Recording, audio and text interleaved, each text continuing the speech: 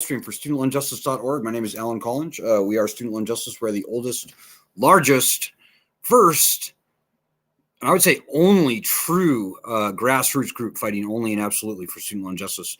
If you're new to the group, welcome. Tell everyone you know about this group. Supposedly, we have 1.4 million members across all of our different platforms. But I'm here to tell you guys that's meaningless unless you're in the trenches with us fighting. This is a working fighting group, so you know. Nothing good happens unless the actual people being affected by student loans actually fight for themselves. 18 very long years has informed us of that. So anyways, I hope everybody's doing well. A couple of quick announcements. Please donate if you would, please. I'm sorry I have to keep harping on it. We're trying to fundraise early for the coming week. So we're trying to turn over a new leaf. So this coming week, we're going to need to raise around $550, which is equivalent to something like 28 people donating $20 or more, 56 people donating $10. So please do it if you can, if you appreciate this group and you want us to not disappear and keep going. So let's see. We have an interview request from NPR. So there's a show, really good show, I think. It's called This American Life, Ira Glass. Maybe you've heard it. Believe it or not, they've actually broken some pretty good stories in the past. Something about like a monopoly on lysine, if I am recalling that correctly, in the late 90s, early 2000s, something like that. Anyways, they actually do some real journalism there every so often. And so our request from them is that they are looking for people who live outside the United States. So they're looking for expats. So I know we have quite a few of those in our group. Some people who are afraid to come back to the US for fear of their student loans coming back to bite them. And so if you're willing to be interviewed, send an email to James at thislife.org, if memory doesn't escape me. I think that's right. James at thislife.org. And you can see the interview request either at our petition, which is at change.org/cancel student loans in today's update, or maybe I'll just post it below in the comments below this live stream after I finish. So if you have any questions or comments and you're watching us live on Twitter and or Facebook, by all means, throw them out. I'm happy to respond to them in stream. I thought I had another announcement. There's so much going on right now, guys. We're being overwhelmed. The most important policy point I'll tell you tonight is that we have got to get the leverage of bankruptcy returned to student loans. We've seen what Joe Biden's going to do over the past 2.5 years, nearly 3 years. We see what he's going to do as long as we, the people, do not have the leverage of bankruptcy back on our side. Nobody wants to file bankruptcy. Very few people will have to file it, but we've got to get this constitutional right returned, reinstated. If you forget everything I say tonight, remember at least that. Whether you would ever or never file for bankruptcy is not important. Very few people, maybe even no one, will actually have to file when we get that leverage returned. It's just having that leverage means everything for having good faith in a lending system and protecting the borrowers from being abused and preyed upon, which is what's been happening for the past 30 plus years, 40 plus years, actually. So tonight I want to talk about the question of, will you resume paying on your student loans come October 1st? So we've had this repayment pause for 3.5 long years now, thankfully for most people, I think. Inflation has hit the country to where every penny that people were saving because they didn't have to make their student loan payments have been eviscerated, and then some. The most important fact I will put to you tonight is this. Before the pandemic, 58.9% of all borrowers, so that's nearly 3 in 5 of all federal student loan borrowers, were not making payments on their loans before the pandemic. That's true. So some of those people were in school or in their grace period, but even taking those people out of the data completely, more than half of all student loan borrowers were not making payments on their student loans even before the pandemic. So is that going to go up after 3.5 years of nobody paying and inflation and all that? Yeah, it's going to go up. My best estimate is that something like 75% of all borrowers will not resume paying. And come Christmas time, depending on how the economy goes between here and then, it could be much more people not paying than that. So far fewer people paying. Could be 15%, could be 10%, who knows? But I'm here to tell you that if you are in the club of people who are not going to resume paying on your student loans come October, you're in a very big club. Like, if all student loan borrowers were in a football stadium, like probably only like the little stand of bleachers behind one end zone, that probably would be the people who are going to resume paying. Everybody else in the stadium would not resume paying. I think I'm pretty close on that, right? 10, 15, 20%. Anyways, maybe both end zones. Anyways, it's Sunday. It's NFL day one of the season. So I apologize for that really lame football reference. But anyways, I'm looking for your questions and comments right now.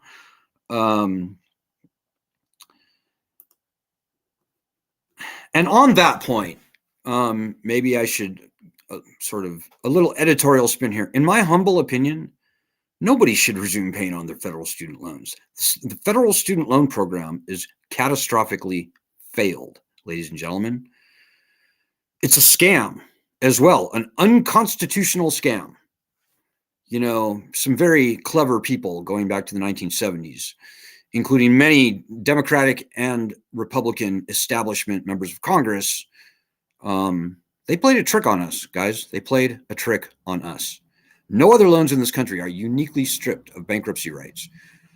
I don't think many, if even any other loans in this country are stripped of statutes of limitations. I think that's true. I'd have to check. I have not yet found another loan that does not have statutes of limitations. They may exist, but there's certainly not many of them. Very few, if any, other loans have been stripped of truth in lending laws, restricted in fair debt collection practices. Only federal student loans. And private student loans are no picnic either, by the way. Private student loans are also similarly non-dischargeable in bankruptcy. Don't believe that people go, people who say, oh yeah, you can discharge your loans in bankruptcy. That's nonsense, guys. That's like saying you can win the lottery. You can say that, and technically it's true, but the proof is in the pudding. Of the roughly 150,000 people who filed for bankruptcy with student loans in the past year or so, fewer than, I think, 44. Is that right? Yeah. Fewer than 44 people have gotten even partial relief. Fewer than 44. Like, it could be half that. We don't know exactly. So yeah, can you discharge your loans in bankruptcy? Yeah, like you can win the lottery. That's kind of odds that we're talking about. So anybody saying that you can discharge your loans in bankruptcy is talking out of the side of their neck, and they ought to be ashamed of themselves. Our opposition has been doing that for quite some time now. And so let me show you just a quick graph. I don't know. I like graphs. This gives you an idea for what the repayment rate really was before the pandemic. Hopefully you can see that. This is fourth quarter 2019. So you see the full people who were just simply paying. That's 41.1%. They were paying their loans. And by the way, most of the people who were paying on their loans, they were not even able to pay their interest down. So of that 41.1%, something like 25 of that 41.1% were not doing more than paying their interest. In other words, their loan balances were going up, not down, despite the fact that they were paying. And then we see the rest of the pie. Well, fully 50.4% of everyone simply was not in pain, not paying at all. They were either in default, deferment, forbearance, or otherwise not paying. And we have this other group of people, which is about half of the people who are enrolled in income-driven repayment plans, who had $0 payments. So they too were not paying on their student loans for a grand total of nearly 60%, nearly 3 in 5 borrowers.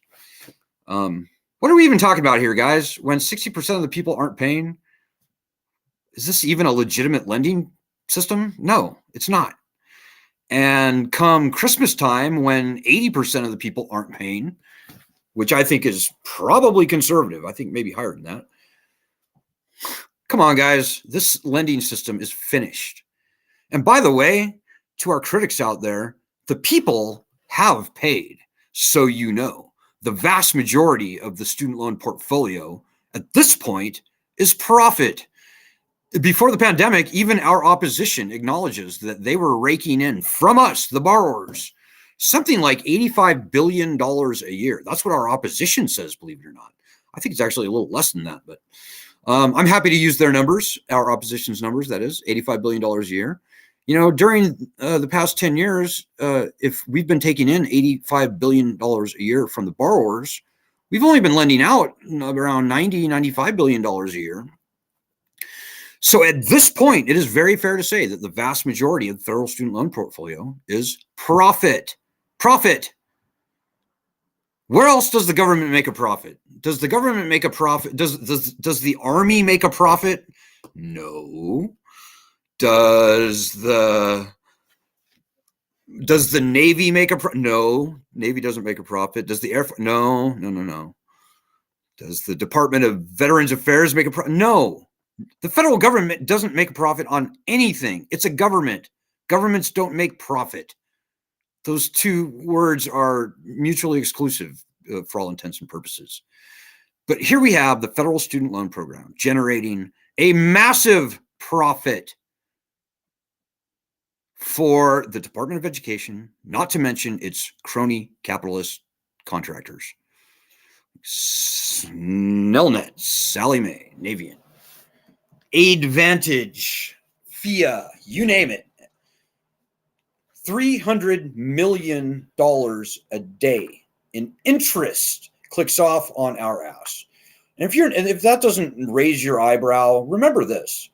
When the federal student loan program was rolled out in 1965, Lyndon Baines Johnson, the president who signed the Higher Education Act, he declared that federal student loans would be free of interest.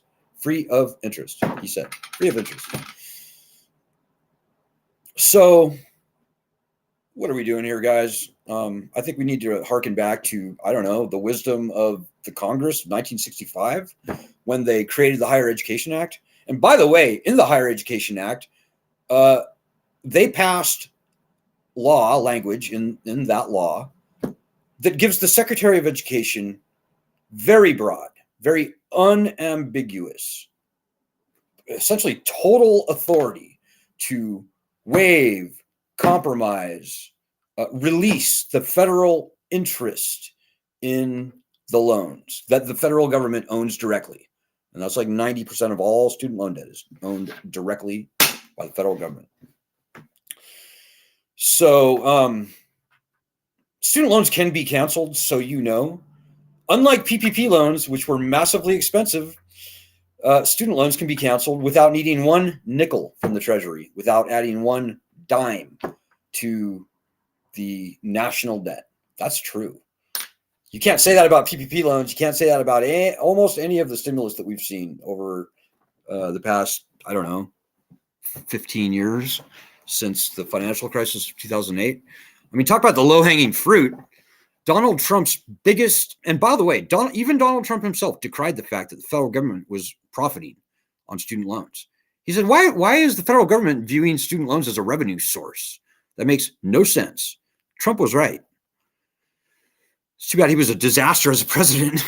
He would have won that election if he would have canceled student loans. He had the perfect opportunity when COVID came in. He could have canceled all the loans. He could have scrapped the entire federal student loan program, which has to happen, guys. This cannot continue. We cannot allow our country. We can't allow our government to be overpaying these profligate universities who are more awash in cash today than they have ever been in the history of colleges in this country. we cannot continue to shovel $100 billion in student loan money alone at them, not to mention grant aid, not to mention, NSF contracts, other government funding that the colleges get. We cannot do that. We cannot do it, especially in the form of unconstitutionally predatory loans. Founding fathers called for uniform bankruptcy laws in the Constitution, guys. It all comes back to bankruptcy. If you're new to the group, you're probably like, this guy keeps talking about bankruptcy. Why is that? Founding fathers called for uniform bankruptcy laws in the Constitution. People like George Washington, Thomas Jefferson, many of the founders, Robert Morris, spent time, multiple stints, in debtor's prison. Robert Morris, not the other two guys. Thomas Jefferson very nearly went to debtor's prison. They were being screwed under debt, primarily to British banks and merchants. So when they wrote the Constitution in Article 1, Section 8, when they give Congress all its powers, they specifically give Congress the power to enact uniform laws on the subject of bankruptcies throughout the states. So the founders knew something, and whatever your reading of the text might be, no matter how you define uniform, student loan borrowers are not treated uniformly, not from state to state, and certainly not vis-a-vis other borrowers in this country. We're also guaranteed equal protection under the law, by the way, and student loan borrowers are not afforded equal protection under the federal bankruptcy laws. We're not. The loans are unconstitutional. The founding fathers were smart. Anyways, I digress. You need to be fighting for bankruptcy, whether you would ever or never file. And the one action item that I have for you tonight, if you forget everything I say tonight, but you definitely sort of are picking up on the fact that this group right here is, quite frankly, the only group that I've seen who understands the true nature of the student loan scam and how to solve it. It starts with us getting the bankruptcy rights back that should have never been taken away in the first place. When we get that leverage back, they're going to have to cancel loans very broadly, very meaningfully, very deeply. Quite frankly, I would hope that they would end the lending program and replace it with something that is fair and doesn't get the colleges obscenely rich and doesn't wreck the citizens who they're supposed to be helping. And I'm pretty agnostic on what form that might take. But that's the next problem. The problem right now, the problem that is going to be on all of our backs come October 1st, is getting our rights back. And let me tell you guys, the student debt collection industry, they are salivating. They are drooling at the prospect of these loans being turned back on and bankruptcy rights remaining gone from us. So I would tell you I have two very practical, actually three very practical, very timely and very germane pieces of advice for you, particularly if you don't plan on resuming, or you're not going to be able to resume paying on your student loans. Number one, we got to fight for bankruptcy, guys. Number two, the most efficient way you can fight for bankruptcy is by doing our daily actions. Get into the habit of doing our daily actions every day. We got 1.4 million people in this group, guys. At least on paper, people have signed up with us. If even 10% of those people were doing our daily actions, we would have this problem solved in a fortnight, or maybe a little longer than a fortnight. Fortnight's 2 weeks, right? So maybe a couple months. If 140,000 people were overwhelming the phone banks in Washington, D.C. every day, if 140,000 people a day were retweeting our stuff, that's kind of mostly what we do in our daily actions, by the way. They're very quick. They're quick and they're fun and they're cathartic, and you'll learn a lot doing them. It's the most efficient use of your time if you actually want to fight and win the student loan battle. Got a huge muscle flex, guys. So that's my second piece of advice. Fight for bankruptcy, do our daily actions. And number three, I got to be honest with you guys, we're always honest on this group. We're only and absolutely and never dishonest, always honest, never dishonest. You should bulletproof yourself. You should really bulletproof yourself, because this could get very ugly. We don't know where this is going to go. There's some very bad people, very sociopathic, greedy, cruel, bad people on the other side of this fight from us.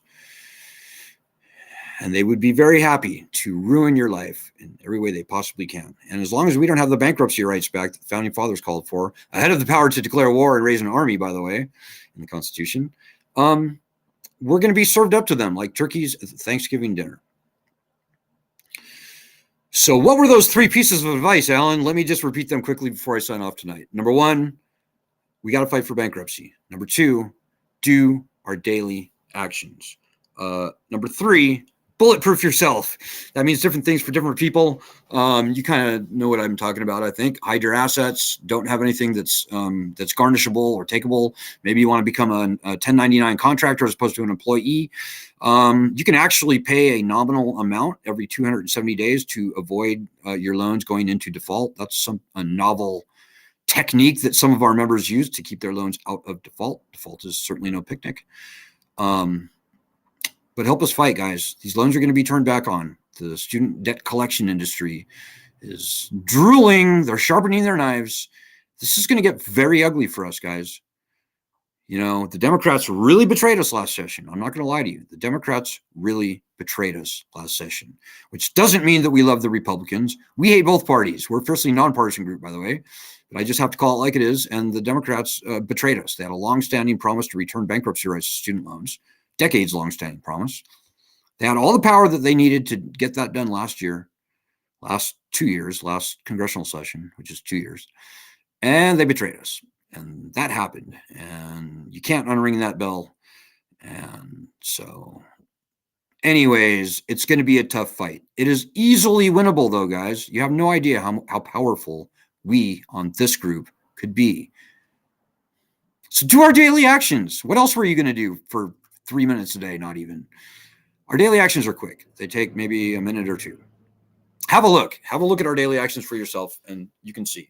It's like Twitter stuff. It's like retweet this, retweet that. Oh, and the very last thing I'll say tonight before I sign off. Find us on Twitter here. Okay, yeah, you can see our Twitter handle right there. Find us on Twitter right now before this live stream is over. Look at the tweet we have pinned.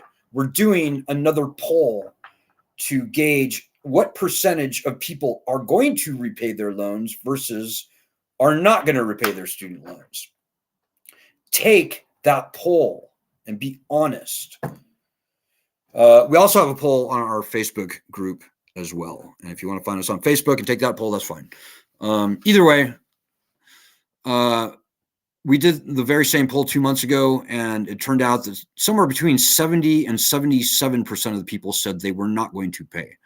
I think that's creeping downward just a little bit, but I don't know. It's hard to say at this point. It's early.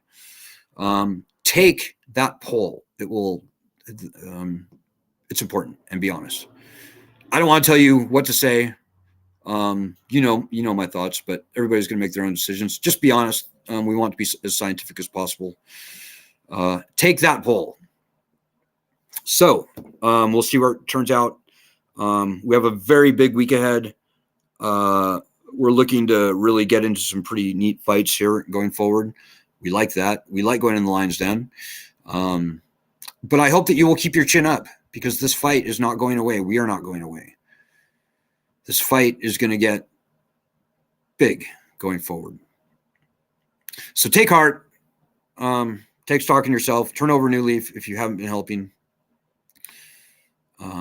And let's get this done, shall we? I'm sorry I wasn't able to get to your comments tonight, guys. I'm already 5 minutes over tonight, so I do apologize. I will look at your comments after the fact and respond to them after the fact.